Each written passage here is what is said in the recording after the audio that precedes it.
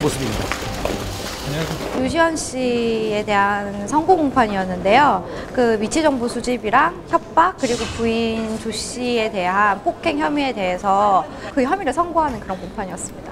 이혼 소송과는 별개로 진행된 형사 재판에 대한 선고 공판. 재판부는 류시원 씨에게 벌금 700만 원을 선고했습니다. 결정적인 증거는 바로 음성 파일 녹취 CD였습니다. 제출된 녹음 증거에 살과 살이 부딪히는 소리 등이 들리는 것으로 볼 때 상당히 약한 강도라도 부인을 폭행한 점이 인정된다. 아내를 협박한 혐의에 대해서는 부인 차량에 몰래 GPS를 부착했을 뿐 아니라 사람을 고용해 행적을 감시할 수도 있다는 취지의 발언을 한 점도 인정된다. 비록 부부 사이에 말다툼 끝에 나온 발언이라고 하더라도 피해자에게 공포심을 느끼게 하기에 충분하다. 위치 정보 수집에 대해서는 남편이라고 하더라도 부인 차량의 위치 추적 장치를 불가피하고 긴급하게 설치해야 한다고 보기에는 어렵다. 이에 류시원 씨의 혐의를 인정하고 벌금형을 선고했습니다. 지난번 결심에서는 검찰이 징역 8월을 구형을 했었는데요. 재판부에서는 류시원 씨가 이전까지 그 전과가 없었다는 점 그리고 벌금형 2차례 정도만 있었다는 것을 고려해서 벌금 700만 원 정도로 선고를 했습니다.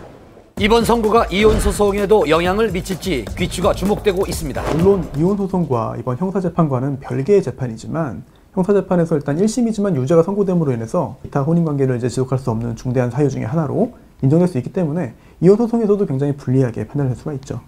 선고 공판을 마치고 법정을 나서는 류시원 씨. 이번 유죄 판결에 대한 입장은 어떤지 들어봤습니다. 한 말씀만 부탁드릴게요. 일단 비록 벌금형이 나오긴 했지만 저는 결백하기 때문에 무죄가 나올 때까지 끝까지 싸울 거고요. 당연히 항소할 겁니다. 네, 감사합니다. 또다시 예고된 치열한 법정 공방. 향후 추이를 좀 더 지켜봐야 할 것 같습니다.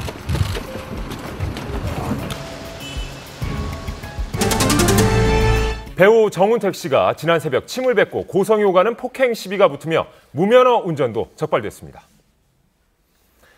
배우 정운택 씨가 불구속 입건됐습니다. 영화 친구와 두사부일체를 통해 개성 강한 연기로 활약했던 정운택. 무면허 운전에 행인과 신랑이 도중 침을 뱉고 음료수를 끼얹는 등의 폭행 시비가 있었다는데요. 어떻게 된 사건인지 담당 형사의 이야기를 직접 들어봤습니다. 올 3일날 00시 40분경에 발생된 건데요. 문화횡단하는 행인들하고 시비가 붙어가지고 이곳이 시비가 일어났던 현장인데요. 신호 대기 중이던 정운택 씨 일행이 적신호에 횡단보도를 건너려던 취객을 제지하는 과정에서 언쟁이 시작됐다고 합니다. 정운택 씨가 어떤 폭행을 한 건 없고 그 행인 두 분하고 동승했던 여자친구분하고 좀 언쟁이 있어서 그 사람들 간에 이제 음료수 뿌린 건 좀 있어요. 침을 뱉었다고도 하고요. 폭행에는 가담하지 않았지만 불구속 입건될 수밖에 없는 이유가 있었습니다. 현장에서는 이제 무면허 운전은 아마 부인을 한 걸로 알고 있는데 횡단보도 근처에 보니까 어떤 가게에 CCTV가 있더라고요. 그래서 그걸 확보를 하고.